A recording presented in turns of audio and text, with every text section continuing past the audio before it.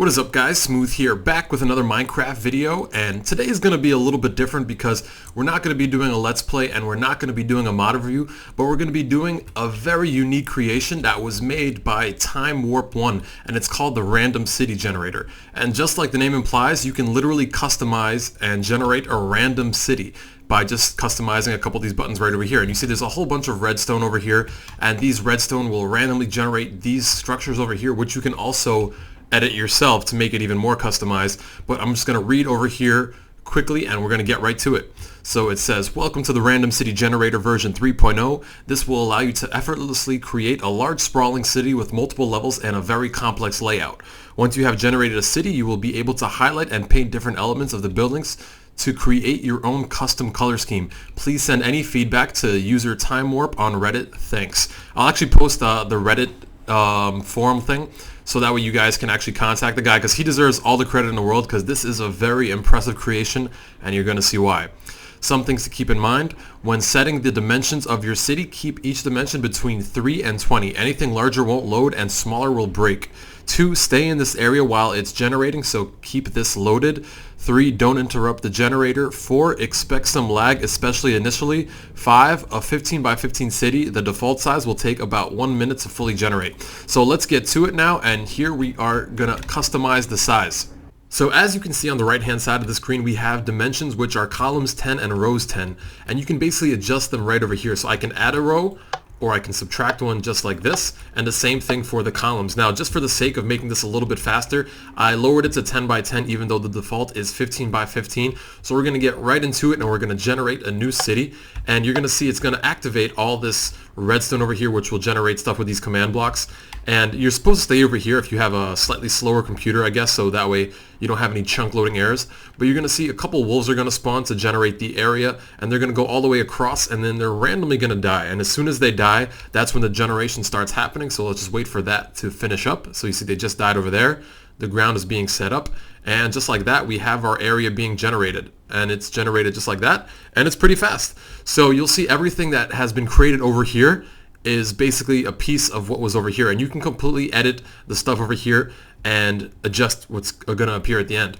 Now you'll see that when I originally got this thing to come out, I have a snowball in my inventory, so I'm just going to press T and I'm going to read this to you guys.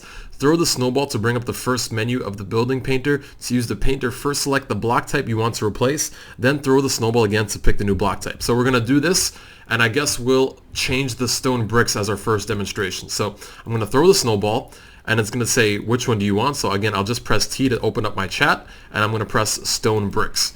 So it's going to highlight them just like that. I'm going to throw the snowball once again to select which I want to replace it with, and there's only a finite number of things you can actually replace it with, so I can't literally replace it with any block, or at least just yet. So at the moment, let's do something that's a newer block, or yeah, let's go for dark prismarine. And just like that, we have now changed everything that was stone brick into dark prismarine. So you can do a whole bunch of adjustments over here, and you can make this look pretty crazy with a little bit of editing. Now I'm going to show you one more thing that you can do next. So as I said before, everything you see here is pretty much customizable, so I'm going to show you exactly how we can do that. So first I'm going to make a slightly smaller version, so let's make this an 8 by 8 instead of a 10 by 10. And now all these structures over here, which are going to be randomly generated, I'm going to add some gold blocks just so you can see how they would appear in the random generation. So I'm just going to scatter a few here and there, since the gold is probably the easiest color to see. So I'll just put a couple just like that, a couple more over here. Just randomly scatter them all around, so that way we'll definitely get a few pop up. And you can obviously make these things, you know, a little bit more fancy or a little bit more interesting, but I'm just doing this quickly as a demonstration. So let's get one right over there and one more on each of these, and we'll be good to go. All right, so now let's generate our 8 by 8 world and see how it all comes out. So again, we're going to wait for the wolves to spawn out. And then right afterwards, I'll also demonstrate how this thing works over here. You can change the ground of the city the same way that you changed the stone bricks into andesite before. So here we got our wolves, and they're going to spawn and die very soon, or rather they're going to just die. And there goes our 8 by 8 city.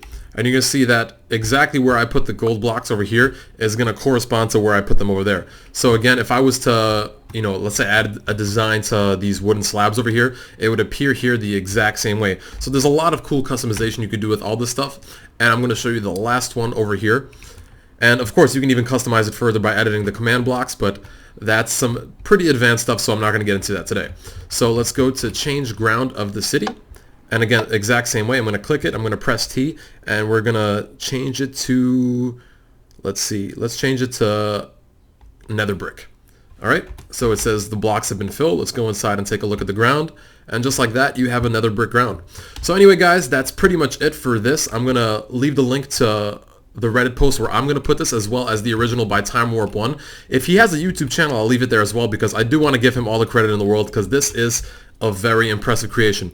Anyway, guys, if you like this video, a like would be very much appreciated. And if you want to see more videos like this or some mod reviews, subscribe and I'll have a ton of stuff for you in the future. Anyway, guys, this was Smooth, and I'll see you all soon.